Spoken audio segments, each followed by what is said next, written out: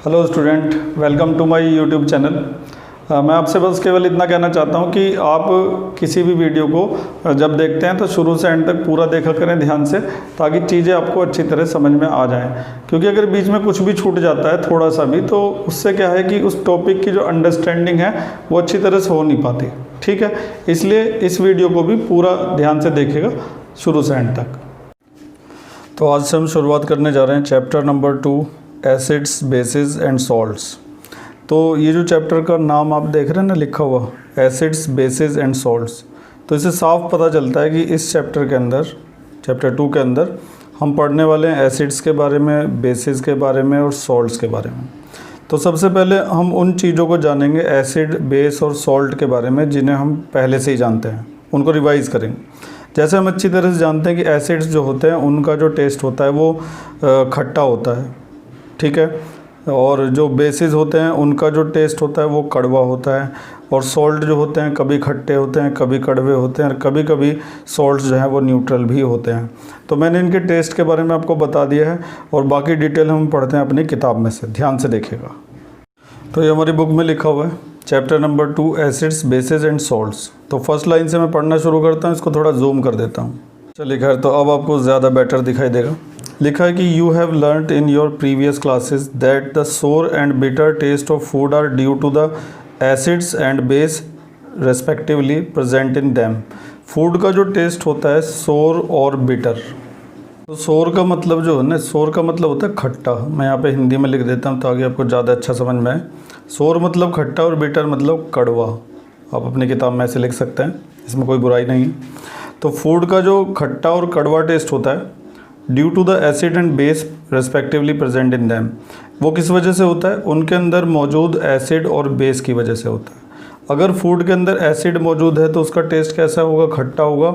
और अगर उसके अंदर बेस मौजूद है तो फूड का टेस्ट कैसा हो जाएगा? कड़वा हो जाएगा। ठीक है, खट्टी चीज़ें आपने देखी होंगी, जैसे कि नींबू होता है, संतरा होता है, इमली होता है, बहुत सारी चीज़ें खट्टी होती हैं। तो इसका मतलब उन सब के अंदर क्या प्रेजेंट होता है? एसिड प्रेजेंट होता है। इसके अलावा दही आप लोग खाते हैं, दही आमतौर पर खट्टी होती है, तो इसका मतलब दही के अंदर भी क्या प्रेजेंट होता है? एसिड होता है।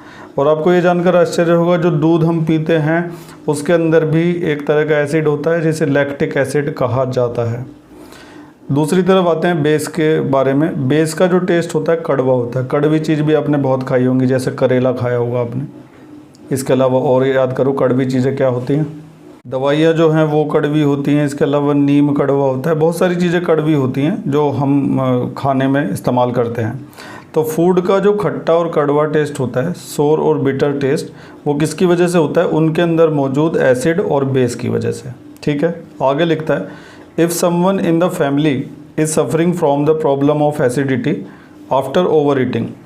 आपकी फैमिली में ओवर ईटिंग करने की वजह से, ओवर ईटिंग हम कई बार कर लेते हैं, जैसे हमें खाने का टेस्ट बहुत अच्छा लग जाता है तो हम ओवर ईटिंग कर लेते हैं उसकी वजह से। तो उसकी वजह से किसी किसी को क्या हो जाता है? एसिडिटी हो जाती है पेट में। आप जैसे शादियों में कभी कभी ज़्यादा खाना खा लेते हैं तो उसकी वजह से पेट में एसिडिटी हो जाती है। आगे लिखा है कि which of the following would you suggest as the remedy? Lemon juice, vinegar, baking soda. तो अगर किसी को एसिडिटी हो गई है पेट में तो आप उसको क्या पिलाएंगे? आप उसे लेमन जूस पिलाएंगे, या फिर आप उसे विनेगर पिलाएंगे, या फिर आप उसे बेकिंग सोडा पिलाएंगे। 3 ऑप्शन आपके पास हैं, लेमन जूस, विनेगर और बेकिंग सोडा। तीनों में से क्या आप उसको पिलाएंगे जिसकी वजह से उसकी जो कहाँ लिखा था एसिडिटी वो दूर हो जाए? तो अगर देखो हमने उसको लेमन जूस पिला दिया तो लेमन जो है वो खुद ही एक एसिड होता है, क्योंकि वो खट्टा होता है, तो उससे उसकी एसिडिटी बढ़ सकती है। अगर आपने उसको विनेगर पिला दिया, विनेगर को हिंदी में सिरका कहते हैं, मैं यहाँ पे लिख देता हूँ, विनेगर जो होता है ना उसको सिरका कहा जाता है, और इसकी इंग्लिश भी लिख देता हूँ यहाँ। तो अगर हमने उसको विनेगर पिला दिया, विनेगर भी, सिरका जो होता है ना वो भी खट्टा होता है, उससे भी उसकी एसिडिटी बढ़ सकती है। यानी कि अगर हमने उसको लेमन जूस और विनेगर पिलाया तो उससे एसिडिटी बढ़ सकती है, तो हमें उसको क्या पिलाना पड़ेगा? Baking soda. बेकिंग सोडा का मतलब होता है खाना बनाने का सोडा, और ये हम सबके घरों में अवेलेबल होता है। जैसे कि हमें फास्टर कुकिंग करनी है, छोले या राजमा को जल्दी गलाना है, तो उसके लिए हम उसमें बेकिंग सोडा डाल देते हैं। इसके अलावा खाने में और भी बहुत सारी चीज़ें होती हैं जिनमें बेकिंग सोडा का इस्तेमाल किया जाता है।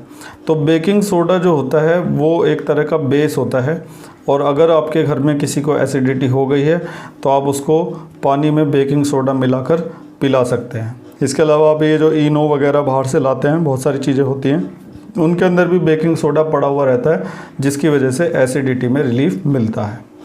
तो इस पेज में हमने ये पढ़ा कि इस पैराग्राफ में हमने ये पढ़ा कि हमारे खाने का जो सोर और बिटर टेस्ट होता है वो उसमें प्रेजेंट एसिड और बेस की वजह से होता है। अगर ओवर ईटिंग की वजह से किसी को एसिडिटी हो जाती है तो हम उसे ना तो लेमन जूस देंगे ना विनेगर देंगे, उसको हम क्या देंगे, बेकिंग सोडा देंगे। क्योंकि बेकिंग सोडा का जो नेचर होता है, बेकिंग सोडा का जो नेचर होता है वो कैसा होता है, बेसिक होता है। यहाँ पे मैं लिख देता हूँ, बेकिंग सोडा बेसिक होता है और एक बेस ही एसिड के इफ़ेक्ट को क्या कर सकता है, ख़त्म कर सकता है। हमारे पेट में अगर एसिडिटी हो रखी है तो उस एसिडिटी को दूर कौन करेगा, बेस करेगा। और बेकिंग सोडा का नेचर बेसिक होता है तो हम इसलिए उसको बेस पिला देंगे, यानी कि बेकिंग सोडा पिला देंगे। तो अब याद रखिएगा कि आपके घर में किसी के पेट दर्द हो रहा हो तो आप उसे बेकिंग सोडा पिला सकते हैं, पुदीन हरा पिला सकते हैं। पुदीन हरा भी कड़वा होता है और कड़वे का मतलब क्या होता है, बेस। जो कड़वा होगा वो बेस होगा। ठीक है, आगे बढ़ते हैं। लिखा कि which property did you think while choosing the remedy. आपने जो रेमेडी चूज़ करी है इन तीनों में से, रेमेडी मतलब घरेलू नुस्खे, तो आपने बेकिंग सोडा ही क्यों यूज़ किया है। हमने बेकिंग सोडा इसलिए यूज़ किया क्योंकि उसका नेचर बेसिक होता है और वही एसिडिटी को दूर कर सकता है। इसके बाद दूसरा point, recall how we tested sour and bitter substances without tasting them. तो वो कह रहा है कि याद करो कि हम सोर और बिटर सब्सटेंसेज जो होते हैं बिना टेस्ट किए उनको कैसे टेस्ट कर सकते हैं।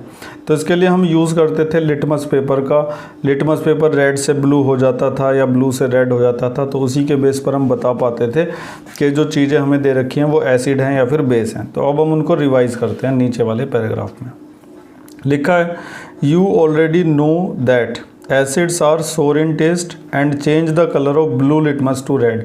इस बात को दिमाग में बिठा लेना अच्छी तरह से। बहुत से बच्चे चैप्टर ख़त्म हो जाता है लेकिन उन्हें ये समझ में नहीं आता कि जो एसिड होता है वो ब्लू को रेड करता है या रेड को ब्लू करता है। कन्फ्यूज रहते हैं एंड तक, जबकि ये आप 8वीं क्लास से पढ़ते आ रहे हैं। तो याद रखिएगा, एसिड जो होते हैं उनका जो टेस्ट होता है, एसिड का जो टेस्ट होता है वो कैसा होता है, सोर होता है। सोर मतलब खट्टा। और वो ब्लू लिटमस को किस में कन्वर्ट कर देते हैं, रेड में। आगे बेसिस के बारे में बताया, वेयर बेसिस और बिटर। बेसिस का टेस्ट कैसा होता है, बिटर होता है। And change the colour of red litmus to blue. Side में मैं यहाँ पे लिख देता हूँ। तो मैंने क्या किया ना, बुक को गंदा करने के बजाय यहाँ पे इस पेज पे लिख दिया है। इस पे हम अच्छी तरह से चीज़ों को समझ भी पाएंगे। तो एक तरफ हमने एसिड लिखा, दूसरी तरफ हमने बेस लिखा। एसिड का टेस्ट कैसा होता है, सोर होता है। सोर का मतलब खट्टा। और बेस का टेस्ट कैसा होता है, बिटर होता है। बिटर का मतलब कड़वा। और एसिड क्या करेगा, ब्लू लिटमस को रेड में कन्वर्ट कर देगा, लिटमस को। और बेस क्या करेगा, रेड लिटमस को ब्लू में कन्वर्ट कर देगा। याद रखिएगा, अब इस बात को भूल मत जाइएगा चैप्टर के एंड तक। ये कन्फ्यूजन नहीं रहना चाहिए। एसिड ब्लू को रेड करेगा और बेस जो है वो रेड को ब्लू करेगा। किसको, लिटमस पेपर को। मैं यहाँ पे पेपर भी लिख देता हूँ, लिटमस पेपर। तो एसिड और बेस के बारे में ये मत सोचो कि सब कुछ हमें समझ में आ गया। अभी इनके बारे में बहुत कुछ जानना है, तो फिर से अपनी बुक में वापस आते हैं। तो अब आगे पढ़ना शुरू करते हैं। यहाँ तक हमने पढ़ लिया था, अब इसके आगे। Litmus is a natural indicator. Litmus जो होता है ना वो एक नेचुरल इंडिकेटर होता है, मतलब नेचर से हमें मिलता है, किसी प्लांट से मिलता होगा, उसकी डिटेल आगे बताई जाएगी। Turmeric is another such indicator. जैसा इंडिकेटर लिटमस होता है ना, इंडिकेटर क्यों बोल रहे हैं, क्योंकि वो इंडिकेट कर रहा है, वो हमें एसिड और बेस के बारे में बता रहा है। कौन, लिटमस। तो लिटमस को हमने इंडिकेटर कहा है। और वो कैसा इंडिकेटर होता है, नेचुरल इंडिकेटर होता है। ऐसा ही एक और इंडिकेटर होता है जिसे कहते हैं टर्मरिक। टर्मरिक का मतलब होता है हल्दी। Turmeric is another such indicator. Have you notice the stain of curry white cloth become reddish brown when soap. जो सफ़ेद कपड़े होते हैं, सफ़ेद कपड़े पर जो हल्दी का दाग होता है। तो मान लो ये कि ये जो तुम्हारी वाइट शर्ट है एक, ठीक है, और इसके ऊपर मान लो तुमने कोई सब्जी खाई और ऐसे पीले रंग का दाग यहाँ पे लग गया। शायद आप देख पा रहे होंगे पीले रंग का दाग, ठीक है। तो क्या होता है कि जब हम इसको धुलते हैं, पीले रंग का दाग लगे हुए, पीले रंग के दाग आमतौर पर हमारे देश में लग जाते हैं क्योंकि हमारे देश में जितना भी खाना खाया जाता है, चाहे वो वेजिटेरियन हो चाहे वो नॉन वेजिटेरियन हो, उन सब में हल्दी ज़रूर डाली जाती है। तो हल्दी की वजह से रंग पीला हो जाता है। तो ज़्यादातर हल्दी के दाग कपड़ों के ऊपर दिखाई देते हैं। तो मान लो कि तुम्हारी वाइट शर्ट के ऊपर एक पीला दाग लग गया। अब जैसे ही आप इसके ऊपर सोप अप्लाई करते हैं, पहली बात तो ये जो चीज़ है ये क्या है, अभी आप इसको क्या समझेंगे, ये हल्दी लगी हुई है। हल्दी की अगर कोई सब्ज़ी आपकी शर्ट पे लग गई है तो समझो कि हल्दी लगी हुई है। तो इसको मैं लिख देता हूँ कि ये टर्मरिक है। तो ये मैंने लिख दिया है कि आपकी शर्ट पर हल्दी का दाग लग गया है। अब आप इसके ऊपर सोप अप्लाई करते हैं। जब धुलेंगे ना इसको तो सोप अप्लाई करेंगे। तो सोप अप्लाई करने से क्या होगा कि ये जो पीले रंग का दाग है इसका देखो क्या बन जाएगा। सोप अप्लाई करते ही आपका पीले रंग का जो दाग है वो क्या बन जाएगा, रेड बन जाएगा। अब जब दोबारा से आप इसको कपड़े को पानी में से निकालेंगे, क्योंकि सोप अप्लाई करने के बाद कपड़े को पानी में डाला जाता है, फिर उसमें से निकालते हैं, तो ये दोबारा से पीला हो जाएगा। ये मत समझना कि दाग हट जाएगा, वो टीवी में दिखाते हैं, ऐसे सर्फ आते हैं कि जो दाग को हटा देते हैं। तो मैंने देखा नहीं है ऐसा कि अगर कोई बड़ा सा दाग लग जाए और वो आसानी से सोप से हट जाए, तो मैंने ऐसा किसी सर्फ के साथ देखा नहीं है। तो कहने का मतलब ये है कि टर्मरिक का जो दाग लगा हुआ था सफ़ेद कपड़े के ऊपर, जब हमने उस पर सोप अप्लाई किया तो सोप अप्लाई करने की वजह से उसका जो कलर है वो बदल गया, येलो से क्या हो गया, रेड हो गया। तो इसका मतलब टर्मरिक भी एक तरह का क्या है, इंडिकेटर है। तो यहाँ पे मैंने लिख दिया कि टर्मरिक जो होता है वो भी एक तरह का इंडिकेटर होता है, क्योंकि वो क्या कर रहा है, वो हमें इंडिकेट कर रहा है कि जो हमने इसके ऊपर सोप अप्लाई किया है तो सोप की वजह से इसका कलर जो है वो बदल गया है। तो इसका मतलब सोप जो है, सोप ने हल्दी के जो पीले रंग है उसको क्या बना दिया है, रेड बना दिया है। तो ये इंडिकेट हमें किसने किया, टर्मरिक ने किया, कि जैसे ही आप टर्मरिक के ऊपर सोप अप्लाई करेंगे तो जो टर्मरिक है पीले रंग की वो किस में कन्वर्ट हो जाएगी, रेड में। तो जिस तरह का इंडिकेटर लिटमस होता है, नेचुरल इंडिकेटर, उसी तरह का एक और नेचुरल इंडिकेटर होता है हमारे पास टर्मरिक, जिसे हम हल्दी कहते हैं और जो हमारे सभी खाने में इस्तेमाल होती है। वापस किताब में आइए। तो जो हमने अभी अभी देखा है ना उसको पढ़ लेते हैं। लिखता है कि have you noticed that the stain of curry on the white cloth become reddish brown. जो स्ट्रेन होता है किसका, करी का, किसके ऊपर, वाइट क्लॉथ के ऊपर, वो कैसा हो जाता है, रेडिश ब्राउन हो जाता है। When soap which is basic in nature is scrubbed on it. Soap का जो नेचर होता है वो कैसा होता है, बेसिक होता है। यहाँ पे आपने देख लिया है, देखो ये लिखा है soap which is basic in nature. Soap जो नेचर में बेसिक होती है, जब उसको टर्मरिक के ऊपर अप्लाई करते हैं तो वो क्या करती है, टर्मरिक के येलो कलर को किस में कन्वर्ट कर देती है, रेडिश ब्राउन में। It turn yellow again when the cloth is washed with plenty of water. वो जो दाग था, अभी दोबारा देखो उस दाग को, दाग पहले पीला था, सोप लगाई लाल हो गया, अब पानी में से निकालेंगे दोबारा से क्या हो जाएगा, पीला हो जाएगा, क्योंकि जो सोप अप्लाई की गई थी ना वो हट गई और हल्दी का दाग फिर से वापस आ जाएगा। लेकिन दाग हटेगा नहीं, ये तुम्हारी बुक भी कह रही है। तो सच्चाई यही होती है, इसका सामना आपको करना पड़ेगा। दाग बिल्कुल मतलब पूरी तरह से गायब नहीं होते, थोड़े से रह जाते हैं। आप टीवी की बातों पे यकीन ना किया करें बिल्कुल भी। आगे लिखा है कि you can also use synthetic indicators such as methyl orange. इस नाम को याद रखना, जिस बच्चे की किताब है ना उसने पहले से अंडरलाइन कर रखा है, काफ़ी अच्छा बच्चा है ये। आप सिंथेटिक इंडिकेटर्स का इस्तेमाल भी कर सकते हैं। सिंथेटिक इंडिकेटर वो होते हैं जो मैन मेड होते हैं, जो इंसान खुद बनाते हैं। अभी यहाँ पर लिटमस की बात कर रहे थे हम, लिटमस और टर्मरिक।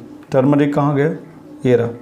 तो लिटमस और टर्मरिक जो होते हैं वो नेचुरल इंडिकेटर होते हैं, लेकिन ये जो अभी अभी आपको बताया गया मिथाइल ऑरेंज, मिथाइल ऑरेंज एक तरह का कैसा होता है, सिंथेटिक इंडिकेटर होता है। तो मान लो एग्ज़ाम में ये सवाल आ गया कि 2 नेचुरल इंडिकेटर बताओ और 2 बताओ सिंथेटिक इंडिकेटर। तो नेचुरल इंडिकेटर में आप नाम लिखेंगे, एक तो लिटमस और दूसरा टर्मरिक। और अगर आया सिंथेटिक इंडिकेटर तो आप उसमें नाम लिखेंगे मिथाइल ऑरेंज और फिनोफ्थलीन। और इंडिकेटर क्या काम करते हैं, इंडिकेटर हमें ये बताते हैं कि कौन सी चीज़ एसिड है और कौन सी चीज़ बेस है, ठीक है। तो ये जो मिथाइल ऑरेंज होता है और फिनोफ्थलीन होता है, ये दोनों होते हैं सिंथेटिक इंडिकेटर। तो हमारे पास नेचुरल इंडिकेटर और सिंथेटिक इंडिकेटर की 2 वैरायटी हो गई हैं। तो उसे मैं उस पेज पर लिख देता हूँ। तो मैंने उसी पेज पर वापस लिख दिया। नेचुरल इंडिकेटर होते हैं लिटमस और टर्मरिक, और सिंथेटिक इंडिकेटर होते हैं मिथाइल ऑरेंज एंड फिनोफ्थलीन।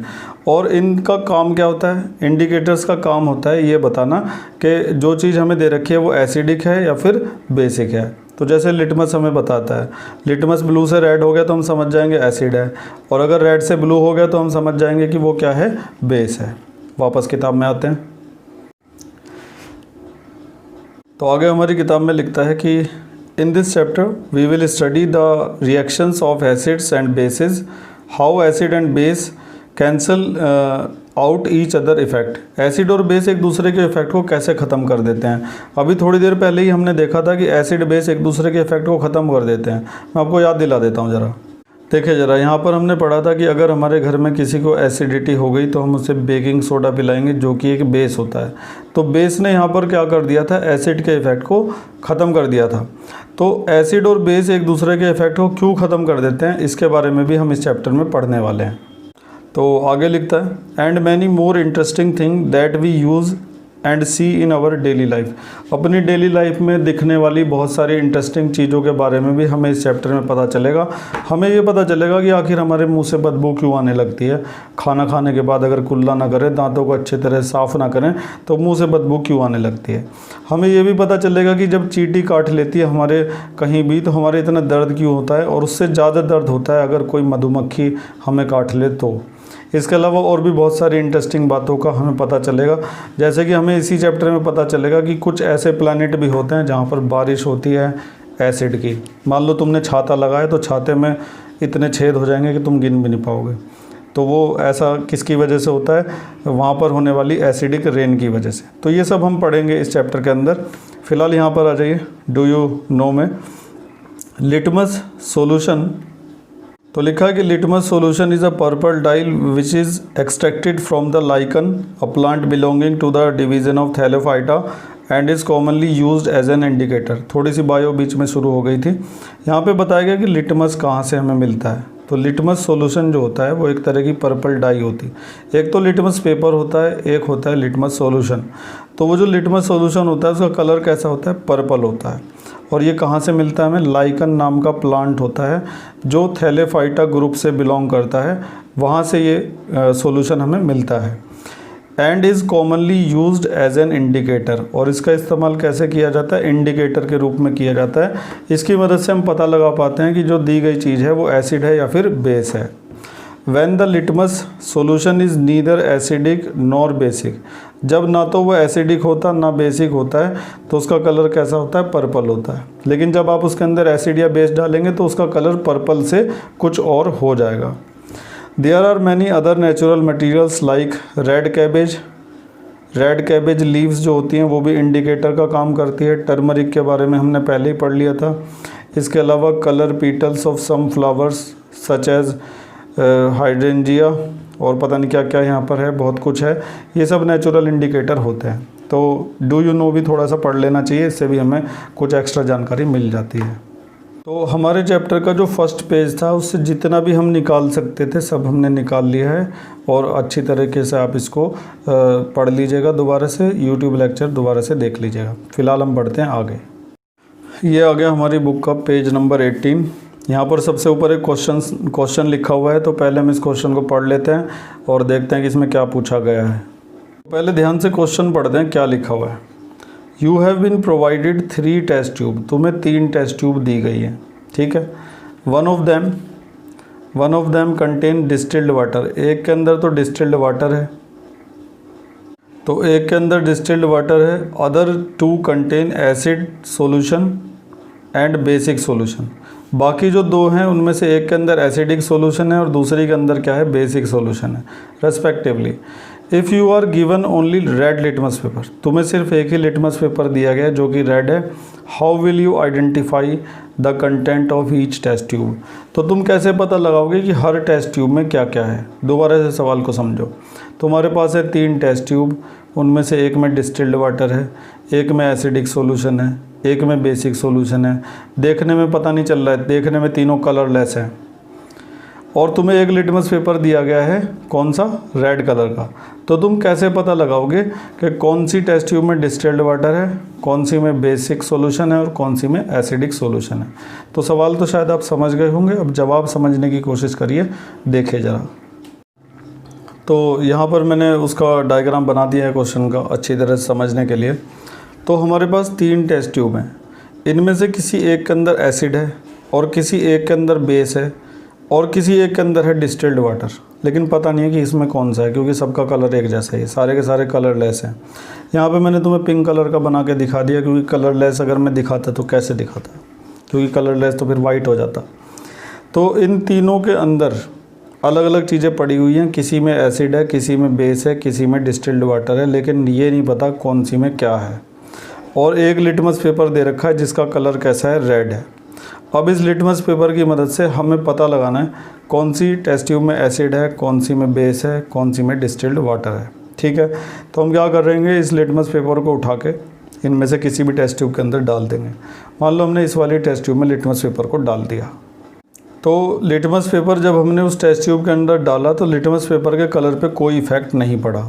तो अभी हम डिसाइड कर ही नहीं सकते कि इस टेस्ट ट्यूब के अंदर क्या है, क्योंकि हमारे लिटमस पेपर का कलर बदला ही नहीं है। ठीक है, तो अब हम क्या करेंगे, लिटमस पेपर रेड जो है अभी भी, उसको यहाँ से निकाल कर अगली टेस्ट ट्यूब में डाल देंगे।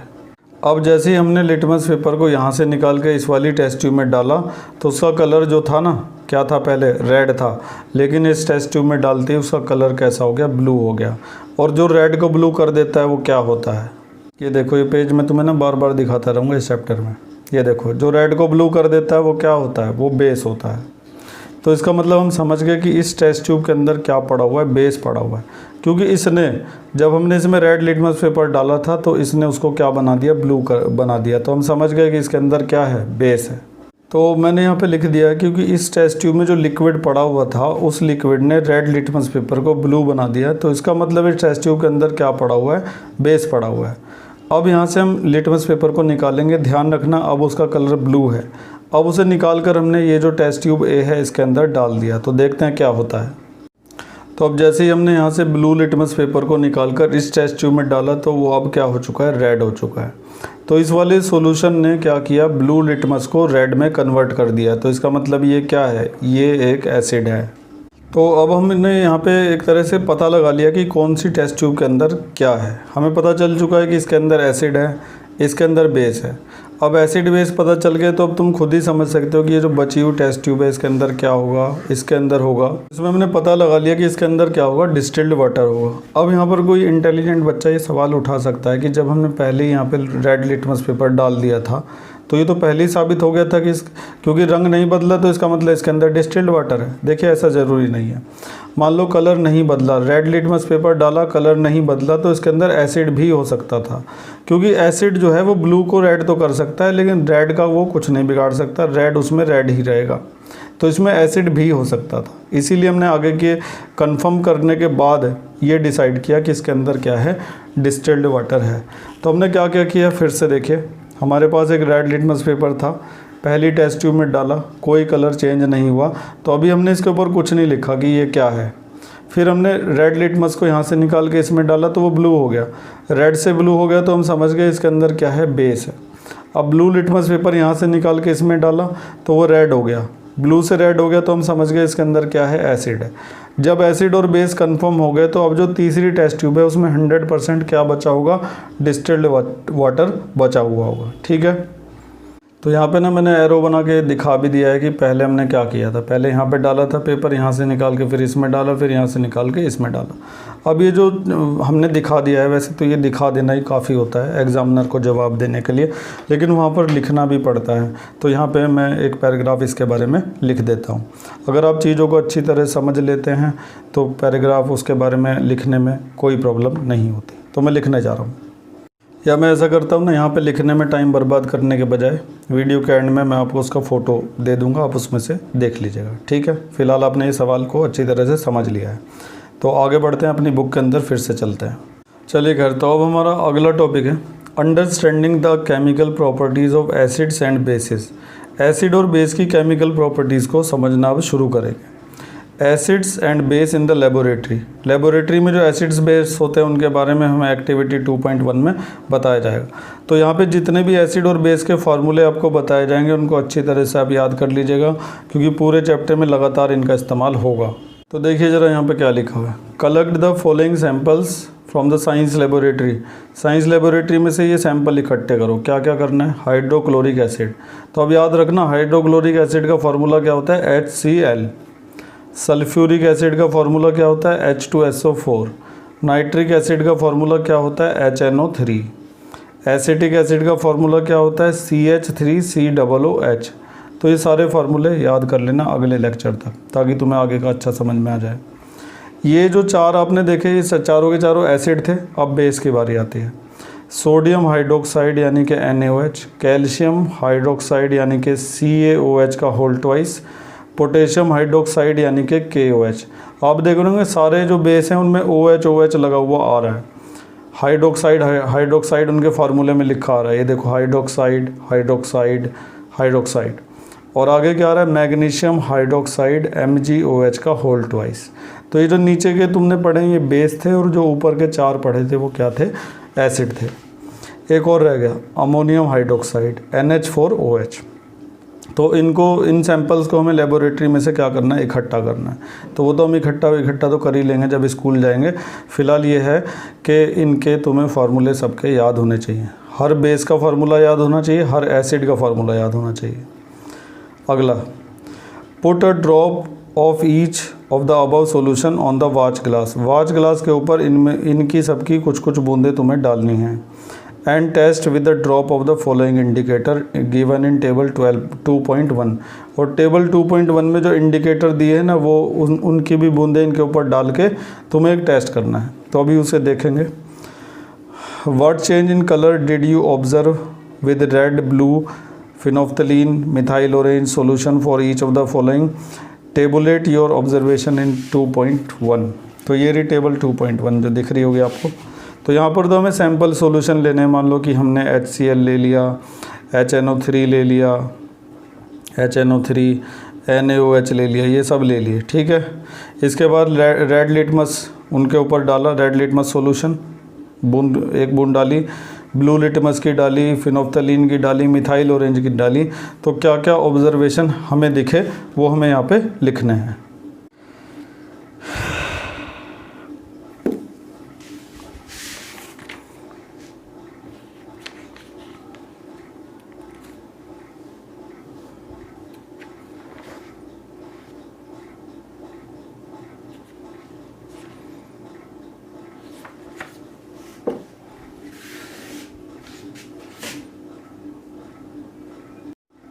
तो वैसे तो ये टेबल जो भरनी है ना, हमें इसके लिए हमें स्कूल में एक्टिविटी करनी ज़रूरी है। वहाँ पे सॉल्यूशन इकट्ठे करने हैं जो ऊपर दिए गए थे, और फिर red litmus, blue litmus, phenolphthalein और मिथाइल ऑरेंज से चेक करना है कि उनके कलर का क्या हो रहा है। फ़िलहाल मैंने HCl के बारे में यहाँ पे लिख दिया है कि HCl को जब हम रेड लिटमस सॉल्यूशन के साथ टेस्ट करेंगे तो उसमें कोई बदलाव नहीं आएगा। ब्लू लिटमस के साथ करेंगे तो वो रेड में कन्वर्ट हो जाएगा, फिनोफ्थलीन के साथ करेंगे तो वो कलरलेस हो जाएगा, और मिथाइल ऑरेंज के साथ अगर HCl को टेस्ट करेंगे तो वो कैसा हो जाएगा, रेड हो जाएगा। तो अपनी जानकारी के बेस पर मैंने HCl का भर दिया है, लेकिन ये बहुत सारे हैं, इन सब का टेस्ट होगा, और टेस्ट होने के बाद ही हम इस टेबल को भर पाएंगे। तो इसके लिए आप अपने स्कूल टीचर्स को कहिएगा कि आपको वो टेस्ट ये करवाएं इस तरीके से, ताकि आप इस टेबल को भर सकें। स्कूल वाले नहीं करवाते तो फिर आपके पास एक ही रास्ता बचता है, जो गूगल है। वो गूगल आपको बताएगा कि अगर HNO3 के साथ रेड लिटमस सॉल्यूशन का टेस्ट करेंगे तो उसका कलर कैसा हो जाएगा। फिर भी आप अपने स्कूल वालों को फोर्स करें, क्योंकि जब तक आप एक्टिविटी को अपने सामने होते हुए नहीं देखेंगे तब तक आप केमिस्ट्री अच्छी तरह से शायद ना समझ पाएँ। चलिए आगे बढ़ते हैं। These indicators tell us whether a substance is acidic or basic by change in color। तो ऊपर ये जो आपने इंडिकेटर देखे, इनके जो कलर होते हैं वो बदल जाते हैं जब इनके अंदर एसिड और बेस को डाला जाता है। There are some substances whose order change। Order का मतलब क्या होता है? डिओड्रेंट नाम सुना है, डिओड्रेंट। तो डिओड्रेंट मतलब जो ऑर्डर को भगा दे, मतलब बदबू को हटा दे। गंध बोलते हैं, ऑर्डर का मतलब गंध होता है, स्मेल होती है, ठीक है। तो कुछ इंडिकेटर ऐसे भी होते हैं जिनकी स्मेल बदल जाती है जब वो एसिड और बेस के कांटेक्ट में आते हैं। These are called olfactory indicator, और उन्हें क्या कहा जाता है? ऑल्फैक्टरी इंडिकेटर कहा जाता है। तो पहले मैं इसकी डेफिनेशन कॉपी में लिखता हूँ और उसके बाद आपको एक्सप्लेन कर। तो मैंने यहाँ पर ऑल्फैक्टरी इंडिकेटर्स जो हैं उनकी डेफिनेशन को लिख दिया है, पढ़ लेते हैं एक बार। लिखा कि there are some substances whose odour का मतलब स्मेल यानी कि गंध, ठीक है, स्मेल चेंज हो जाती है इन एसिडिक और बेसिक मीडिया। कुछ सब्सटेंस ऐसे होते हैं जिनका ऑर्डर एसिडिक और बेसिक मीडिया में चेंज हो जाता है। These are called olfactory indicator, और इनको क्या कहा जाता है? ऑल्फैक्टरी इंडिकेटर कहा जाता है। इनके एग्जांपल्स हैं वनीला, अनियन एंड क्लोव। इनमें से वनीला अनियन को तो आप जानते हैं, वनीला एक फ्लावर होता है जिसका फ्लेवर जो है बहुत ही ज़्यादा पसंद किया जाता है, ख़ासतौर से आइसक्रीम में। अनियन तो पता ही है, प्याज घर घर में खाई जाती है भारत में। और क्लोव का मतलब होता है लौंग। दांत में दर्द हो जाता है, कुछ प्रॉब्लम हो जाती है, किसी और भी आयुर्वेदिक बहुत सारे नुस्खे होते हैं जिसमें लौंग का इस्तेमाल किया जाता है। तो ये जो एग्जाम्पल नीचे लिखे हैं ना, ये ऑल्फैक्टरी इंडिकेटर के एग्जाम्पल हैं। जब भी ये एसिड और बेस के कांटेक्ट में आएंगे तो इनका जो ऑर्डर है, इनकी जो स्मेल है वो क्या हो जाएगी? बदल जाएगी। इसके अलावा आपने देखा हो अनियन जो है वो आपके मुंह की स्मेल को भी बदल देता है, ठीक है। तो आप समझ सकते हैं कि ये ऑल्फैक्टरी इंडिकेटर का काम कैसे करता है। इसके अलावा आप अपने मुंह में एक लौंग रख लेंगे तो आप उससे भी आपके मुंह की स्मेल जो है वो बदल जाएगी। तो ये सब ऑल्फैक्टरी इंडिकेटर का काम करते हैं। इसके बाद हमारी बुक में ना एक आसान सी एक्टिविटी दे रखी है, इसको पढ़ के आप खुद ही कर लीजिएगा। ये घरेलू एक्टिविटी है जो घर में की जा सकती है, आपको आसानी से खुद ही समझ में आ जाएगी, इसको खुद पढ़िएगा। और दूसरे पेज पर यही है, एग्जाम्पल दे रखे हैं वनीला, अनियन, क्लोव के, ये सब ऑल्फैक्टरी इंडिकेटर्स होते हैं। तो यहाँ तक हमारा चैप्टर कंप्लीट हो चुका है। अगले लेक्चर में हम पढ़ेंगे कि how do acids and base react with metal, ये सब अगले लेक्चर में पढ़ेंगे। आज तो खाली इंट्रोडक्शन था इसका, अब मेन चैप्टर जो है वो यहाँ से स्टार्ट होने वाला है। एक बार रिवाइज़ कर लेते हैं आज हमने क्या क्या पढ़ा है। तो ये हमारे चैप्टर का फर्स्ट पेज था जो आप देख रहे हैं, यहीं से हमने शुरुआत की थी। हमने यहाँ पर पुरानी जानकारी जो है उनको रिवाइज़ किया था कि एसिड जो है वो सोर होते हैं और बेस जो है वो बिटर होते हैं टेस्ट में। घर में किसी को एसिडिटी हो जाएगी तो हम उसको बेकिंग सोडा का सॉल्यूशन पिलाएंगे, क्योंकि बेकिंग सोडा बेस होता है और बेस ही एसिड के इफेक्ट को क्या कर सकता है? नलीफाई कर सकता है। इसके अलावा हमने और भी बहुत कुछ रिवाइज़ किया पुराना, कि एसिड जो होता है वो ब्लू लिटमस को रेड कर देता है और बेस जो है वो रेड को ब्लू कर देता है। लिटमस एक नेचुरल इंडिकेटर होता है, टर्मरिक भी एक नेचुरल इंडिकेटर होता है। इसके अलावा कुछ सिंथेटिक इंडिकेटर भी होते हैं जैसे कि मिथाइल ऑरेंज और फिनोफ्थलीन। इसके अलावा डू यू नो में भी हमने बहुत कुछ जाना। अगले पेज पर हमने एक बहुत ही अच्छा सवाल किया। उसके बाद हमें यहाँ से फॉर्मूले याद करने हैं। अगली जो लेक्चर है उसके आने तक यहाँ से एसिड बेस के सारे फार्मूले याद करने हैं, उससे आपका अच्छा रहेगा, आपको चीज़ें बेहतर समझ में आएगी। और ये एक्टिविटी जो है वो स्कूल में ही की जा सकती है, इसके लिए आप कहिएगा अपने स्कूल वालों से। फिर हमने ऑल्फैक्टरी इंडिकेटर्स के बारे में पढ़ा। ऐसे इंडिकेटर जिनका ऑर्डर बदल जाता है एसिड और बेस के कांटेक्ट में आने पर, उनको कहते हैं ऑल्फैक्टरी इंडिकेटर। क्योंकि इससे पहले हमने जो इंडिकेटर पढ़े थे उनका कलर बदलता था। यहाँ पे ऐसे इंडिकेटर हैं जिनकी स्मेल बदल जाती है, तो जिनकी स्मेल बदलेगी उनको ऑल्फैक्टरी इंडिकेटर कहा जाएगा। इसके अलावा दूसरी तरफ ये जो है ये हम अगले लेक्चर में स्टार्ट करेंगे। उम्मीद है कि आज का पढ़ाया हुआ सारा आपकी समझ में आ गया होगा। बेहतर समझने के लिए आपको खुद भी अपनी तरफ से भी कोशिशें करनी पड़ेंगी। अगर आपको सब समझ में आ गया है तो वीडियो को लाइक करना बिल्कुल मत भूलिएगा। Thank you. उम्मीद है कि सब समझ में आ गया होगा, और अगर कुछ कमी रह गई है तो कमेंट्स में ज़रूर लिखा करें ताकि अगली वीडियो में उसका सुधार किया जा सके। और कोई प्रॉब्लम भी आती है तो भी आप मुझे कमेंट्स में लिख सकते हैं या फिर मुझे व्हाट्सएप मैसेज भेज सकते हैं मेरे नंबर पर। डिस्क्रिप्शन में मैंने नंबर दे रखा है, ठीक है। और अगर आपने चैनल सब्सक्राइब नहीं किया हुआ है तो सब्सक्राइब ज़रूर कर लीजिए ताकि समय समय पर आपको मैथ और साइंस की इसी तरह की इन्फॉर्मेटिव वीडियो मिलती रहे।